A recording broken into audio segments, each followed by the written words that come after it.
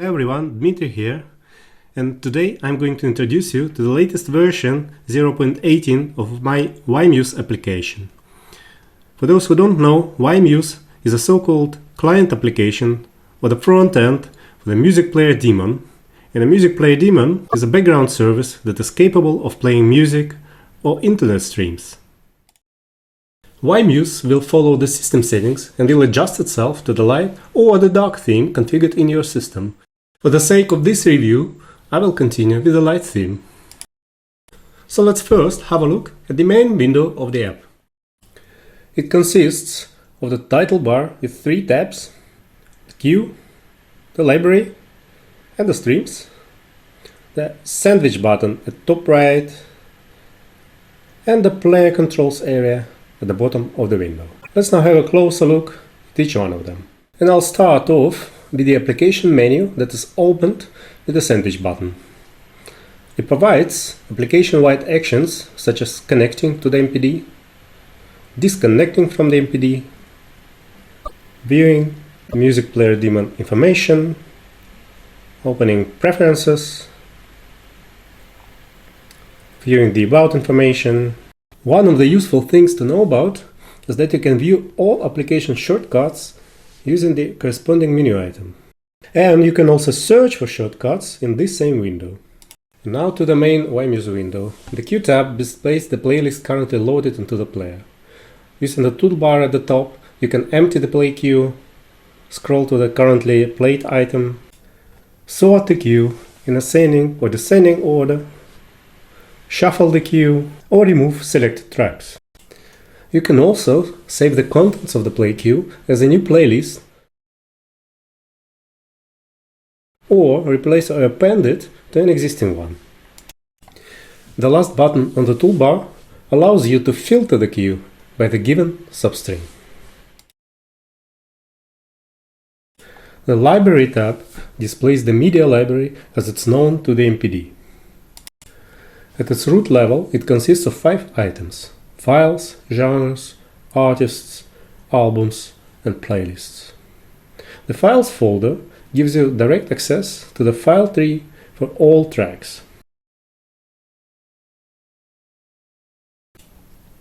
Genres, artists, and albums allow you to browse the library by the corresponding metadata elements. So every genre consists of the corresponding artists, every artist of their albums, and every album of its tracks.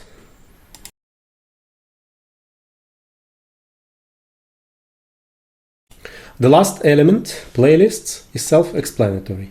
It shows all playlists known to the MPD.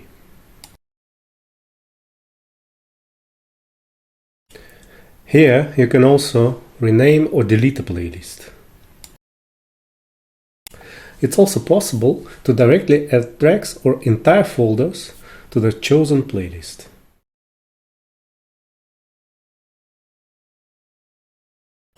The library also provides extensive search functionality, using which you can search for a specific attribute or in all of them at once.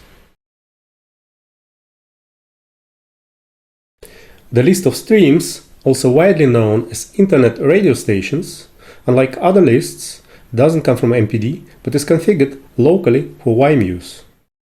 Each stream has a name and a corresponding URL. You can add and delete streams as you like. Let's now have a quick look at program settings. The General tab specifies how you connect to your MPD daemon. If you deal with a local MPD instance, you can use either a Unix socket or TCP connection. For remote connections, it will always be TCP. The Interface tab configures the appearance and the behavior of Ymuse. The Automation tab, and this is a brand new feature in the version 0.18, you can choose what happens when the queue is replaced. In the Player tab, you can toggle the album art image display, as well as configure the information displayed in the player for the current track using the Go template syntax. And the last tab, Columns, allows you to choose columns visible in the play queue and change their order.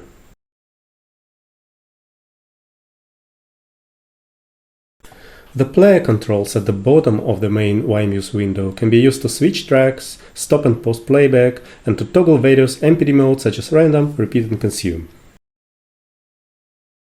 Here you can also adjust MPD volume and seek into an arbitrary place in the current track.